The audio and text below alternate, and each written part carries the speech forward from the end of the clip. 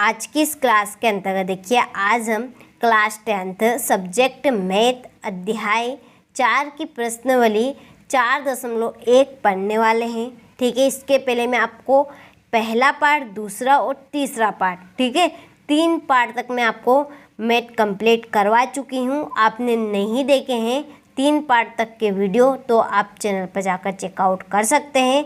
मैंने हर एक पार्ट की एक सेपरेट प्लेलिस्ट बनाई है, वहाँ पर आपको हर एक प्रश्नावली का, हर एक पार्ट का आपको वीडियो मिल जाएगा, वहाँ पर आप कंप्लीट कर सकते हैं। ठीक है, तो आज की इस वीडियो के अंतर्गत हम प्रश्नावली 4.1 के सवाल देखेंगे। ठीक है, कि जांच कीजिए कि क्या निम्न द्विघात समीकरण है। ठीक है, तो इस प्रश्नावली में हमें बताना है कि जांच भी करना है साथ में कि ये द्विघात समीकरण है या नहीं है। ठीक है, इसके पहले हम इसकी कुछ बेसिक जानकारी पढ़ते हैं। क्या है द्विघात समीकरण, कैसा होता है आपका द्विघात समीकरण। ठीक है, तो यही पर आपकी बुक में दिया गया है, ये वाला, यहाँ पर आप पढ़िए, थोड़ा सा गौर करके आप भी अपनी नोटबुक निकाल सकते हैं।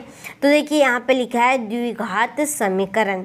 ठीक है, द्विघात का मतलब क्या होता है, द्वि यानी कि दो, घात यानी कि घात। ठीक है, जिस समीकरण की घात 2 होती है, ठीक है, घात 2 वाले समीकरण को हम द्विघात समीकरण बोलते हैं। ठीक है, तो चलिए इसके अंदर पढ़ते हैं कि चर x में एक द्विघात समीकरण। ठीक है, चर कौन सी, ABCD को हम चर बोले। चर x में एक द्विघात समीकरण ax² + bx + c = 0 के प्रकार की होती है।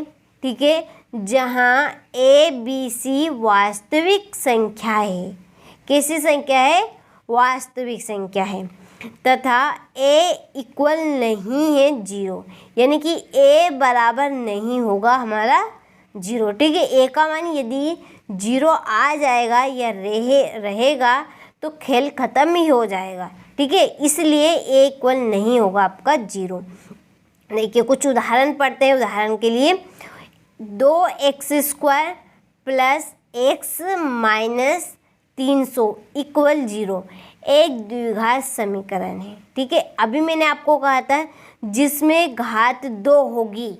ठीक है, जिसमें घात 2 होगी वो आपका द्विघात समीकरण कहलाएगा। ठीक है, तो इस समीकरण में देखिए x घात कितनी है, यहाँ पर 2 है, तो ये कौन सा समीकरण है, द्विघात समीकरण। ठीक है, चलिए और उदाहरण देखते हैं। 2x² - 3x + 1 = 0 इस समीकरण में आप देख के बताइए, इसमें घात 2 है क्या x की, हाँ है, ये यहाँ पर है 2x²। ठीक है, तो ये भी हमारा द्विघात समीकरण है। 4x - 3x²। ठीक है, अब की बार देखिए यहाँ पर जहाँ पर घात 2 आता है उस पद पे 4x, केवल x घात 1 होते, तो ये मायने हमारा नहीं रखता है। लेकिन समीकरण में हमारी घात 2 हो, ठीक है, ये हमारा मायने रखता है केवल। ठीक है, समीकरण में क्या होनी चाहिए, घात 2 होनी चाहिए। ये मायने हमारा नहीं रखता है कि कौन सा पद कहाँ पर लिखा है। ठीक है, चलिए और 1 - x², ठीक है, + 300 = 0 भी द्विघात समीकरण है। ठीक है, ये भी आपका एक द्विघात समीकरण है। चलिए कुछ उदाहरण यहाँ पे भी हम देख लेते हैं, इससे रिलेटिव ये रहे। ठीक है, ये देखिए पहला उदाहरण 2x² + x + 12 = 0 इस समीकरण में आप बताइए घात 2 है क्या समीकरण में, हाँ है, तो ये द्विघात समीकरण है। यहाँ पर देखिए x² - 4x = 0। अब देखिए यहाँ ये जो है आपका, ठीक है, चलिए जो ये x² है ना, इसके आगे वाली जो संख्या ये है a का पद। किसका पद है, ये a का पद बोलेंगे हम, और ये वाला हमारा b का पद रहेगा। ठीक है, और ये हमारा c वाला पद रहेगा। ठीक है, अब देखिए यहाँ पर एक्स स्क्वायर माइनस 4x बराबर 0। यहाँ पर सी वाला पद नहीं है, ठीक है, यहाँ पर सी वाला हमारा पद नहीं है। तो ये क्या द्विघात समीकरण नहीं है क्या? है। क्यों है? क्योंकि हमें उस पद से कोई लेना देना नहीं है। लेना देना किससे है? एक्स स्क्वायर यानी कि घात 2 से है, ठीक है। तो हमारी घात 2 है इसमें, इसलिए ये हमारा द्विघात समीकरण है। हमें बी वाले पद और सी वाले पद से कोई मतलब नहीं है। मतलब किससे? केवल हमारे ए वाले से। ए वाले से भी उसमें घात 2 होनी चाहिए, ठीक है, तभी आपका द्विघात समीकरण कहलाएगा। इसी तरह से देखिए 6x स्क्वायर माइनस 8 इक्वल 0, ठीक है। इसमें बी वाला पद नहीं है, केवल एक घात वाला पद, ठीक है। तो यहाँ पर ये द्विघात समीकरण नहीं है क्या? है, उससे हमें कोई लेन देना नहीं है। यहाँ पर घात 2 वाला है हमारे पास, ठीक है। चलिए इसके बाद में देखिए चौथा, x प्लस 8 बराबर 0। अब इस समीकरण में आप बताइए कि इसमें घात 2 है क्या? नहीं है। तो ये हमारा द्विघात समीकरण नहीं है। क्या नहीं है? ये हमारा द्विघात समीकरण नहीं है, ठीक है। इसी तरह से कि ये 3x माइनस 10 बराबर 0, ये भी हमारा नहीं है द्विघात समीकरण।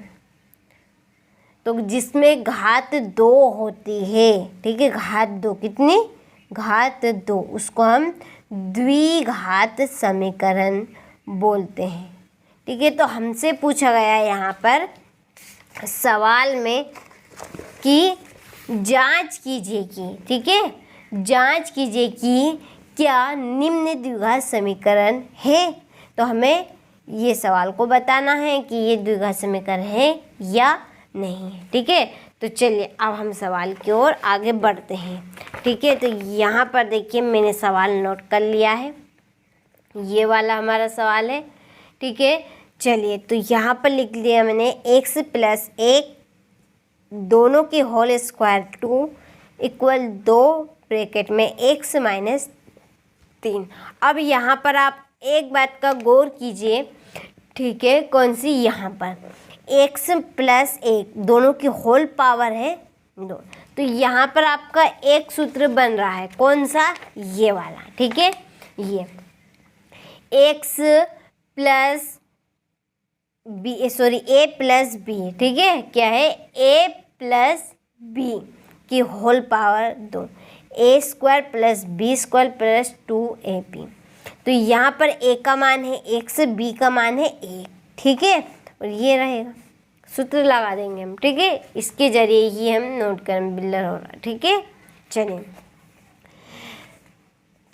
a स्क्वायर यानी कि x square plus B square, B square क्या हमारा? 1, तो 1 स्क्वायर प्लस 2ab।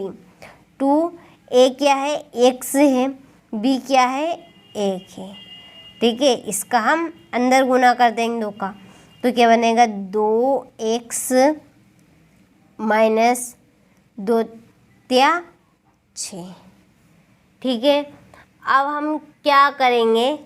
इन दोनों का गुना कर लेंगे और ये जो बराबर के उधर संख्या है इसको हम सभी को इधर ले आएंगे, क्योंकि समीकरण कब बनता है? जब बराबर के उधर हमारी 0 रहेगी, ठीक है। तो यहाँ पर इसको भी हम सोल्व कर लेंगे, उसको भी ले आएंगे। तो ये बनेगा x स्क्वायर, ठीक है। अब 1 का वर्ग क्या होता है? 1 ही हुआ, 1 ही आएगा, ठीक है। ये 1 आ गया प्लस 2x, अब इसका गुणा हम 1 में करेंगे तो यही आएगा 2x, ठीक है। चलिए इसको बराबर के इधर लाएंगे, ये प्लस का है तो माइनस का आ जाएगा 2x प्लस का 6 इक्वल क्या रहेगा? 0, ठीक है। अब जो जुड़ रहे हैं उनको जोड़ लेंगे, जो घट रहे हैं उनको घटा लेंगे, ठीक है। अब देखिए x स्क्वायर है कि इसमें नहीं है, तो ये x स्क्वायर ऐसा का ऐसा लिखा जाएगा प्लस संख्या वाला देखिए 1, यहाँ पर 1 है, यहाँ पर कितना है? 6 और 1 कितने हो जाएंगे? 7, ठीक है। अब देखिए 2x ये भी है, 2x ये भी है, लेकिन ये प्लस का है, ये माइनस का। अब दोनों में से घटाएंगे तो 0 आएगा। ठीक है, तो हम इसको इस तरह से क्रॉस कर सकते हैं इसको। ठीक है, बराबर क्या बनेगा हमारा 0। अब बताइए आप यहाँ पर इस समीकरण में कि ये जो समीकरण है, ये समीकरण हमारा द्विघात समीकरण है या नहीं।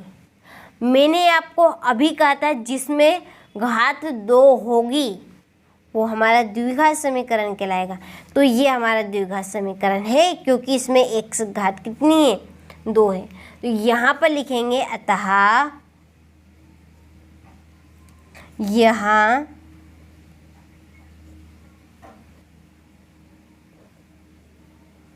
द्विघात समीकरण है, द्विघात समीकरण है। ठीक है, और यहीं पर हम आंसर नोट कर देंगे। ठीक है, आपको सवाल समझ में आ गया।